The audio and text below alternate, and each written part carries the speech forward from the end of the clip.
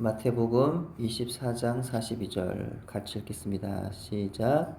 그러므로 깨어 있으라. 어느 날에 너희 주가 임할는지 너희가 알지 못함이니라. 아멘.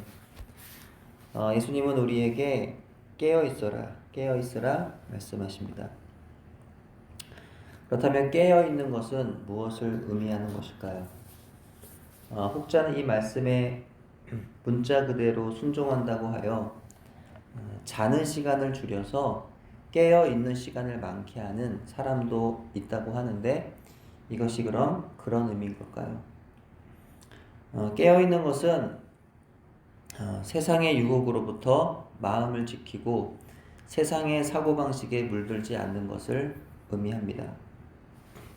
영적으로 잠들어 세상의 죄의 유혹에 대하여 어떤 경계심이나 조심성이 없이 받아들이지 않는 것입니다.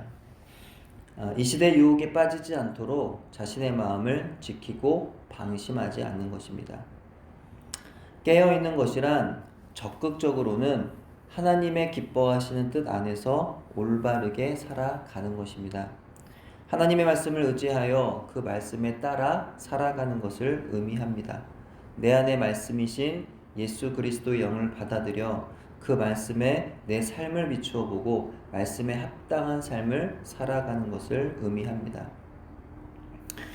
예수님까지 유혹했던 사탄은 끊임없이 우리를 유혹합니다. 육체의 유혹으로, 권력의 유혹으로, 명예의 유혹으로 공격합니다. 더 부드럽고 따뜻하고 아름다운 옷을 입고 싶고, 입에 맞는 달고 맛있는 음식을 먹고 싶고, 편안하고 화려한 곳에서 살고 싶고, 누구보다 높아지고 싶고, 칭찬과 인기를 얻고 싶고, 다른 사람들을 내 뜻대로 조종하고 싶고 하는 이런 유혹을 받으며 살아갑니다. 이와 같은 세상의 유혹에 따라 나의 뜻대로 살아가는 것은 깨어있지 못한 것입니다. 육체의 유혹을 받아들여 세상의 돈과 권력과 명예를 추구하면서 살아가는 것은 깨어있지 못한 것입니다.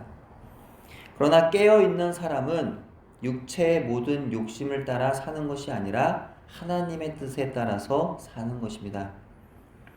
이 땅에서 마지막 때를 아셨던 예수님은요, 그때를 기도로 준비하셨습니다. 그리고 제자들에게 다시 오실 것을 약속하시며 늘 깨어 준비하라고 가르치셨습니다. 우리는 때와 시기를 알지 못하지만 예수님의 약속은 반드시 이루어집니다.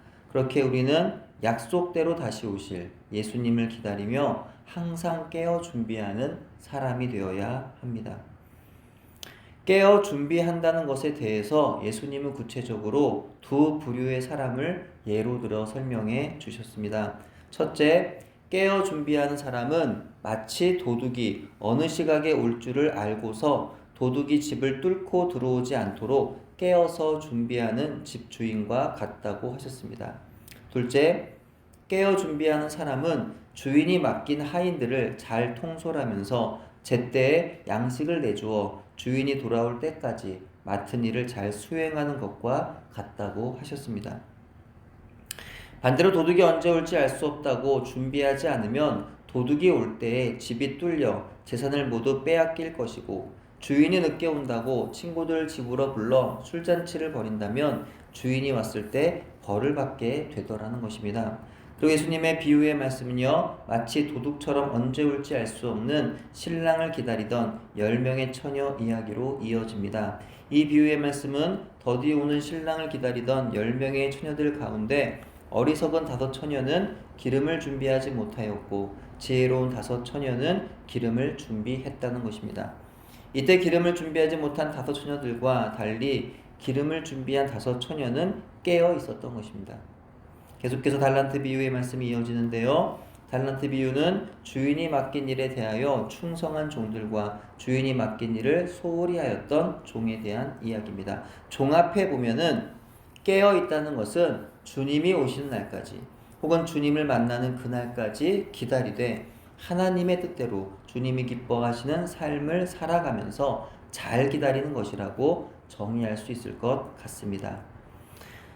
사람이 영원히 살 수 있다고 한다면 또는 사람이 죽으면 모든 것이 끝이라고 한다면, 그리고 주님이 오시지 않는다고 한다면 우리 세상에서 내가 원하는 대로 살면 됩니다. 육체가 원하는 대로 마음껏 내 욕심을 채우면서 살면 됩니다. 그러나 문제는요, 사람은 반드시 죽는다는 거죠. 사람은 반드시 죽고 죽음 이후에는 심판이 있어요. 근데 그날에는 주님 앞에서 자기의 행실에 따라서 선악간의 심판을 받게 된다는 것입니다. 그렇기 때문에 우리는 주님의 말씀대로 깨어서 하나님의 뜻과 그분의 말씀에 따라 살아야 한다는 거죠. 하나님의 영광과 그분의 기쁨이라고 하는 인생의 최고의 목적을 따르되 삶의 현장에서는 맡은 자리에서 작은 일에 충성하며 살아야 한다는 것입니다. 여기서 정말 깨어서 주의해야 하는 것들이 있습니다. 그것은요, 겉으로 드러나는 모습으로 자신의 믿음이 안전하다고 여겨서는 안 된다는 것입니다. 불신앙은 하나님 앞에서 부끄러움을 당할 것이 확실합니다. 하지만 하나님을 믿는다고 하면서 신앙생활을 통하여 얻게 되는 모든 겉으로 보이는 영적인 안정이나 육적인 축복으로 자신의 믿음이 좋은 것으로 착각해서도 안 된다는 겁니다. 이를테면 신앙생활을 열심히 하는 가운데 얻는 영적인 은사라는 것이 있을 수 있고요. 또 신앙생활 열심히 하는 가운데 교회 안에서 듣는 칭찬들이 있습니다. 또한 신앙생활 열심히 하는 가운데 세상에서 얻게 되는 축복들이 있습니다. 교회의 부흥이나 삶에서의 안정이나 세상에서 성공 같은 것들이 내가 잘 믿어서 얻은 줄로 여기서는 안 된다는 거죠. 겉으로 드러나는 그 모습이 믿음의 기준은 될 수 없을 뿐만 아니라 그 모습이 구원을 보장하는 것도 아니기 때문입니다. 많은 분들이 간증하기를 내가 잘 믿었더니, 내가 이렇게 믿었더니 하나님이 축복하셨다라고 말씀하시곤 합니다. 그렇게 자신 또는 가족들의 성공 사례를 고백하죠. 하지만 사실 나는 하나님의 말씀에 순종하며 맡은 일에 소임을 다할 뿐, 그렇다고 그것이 나의 공로가 될 수는 없는 것입니다. 여전히 나는 죄인일 뿐이고 공로는 죄인이라도 당신의 아들을 통하여 구원하시고 사용하시는 하나님께만 있는 것이기 때문입니다.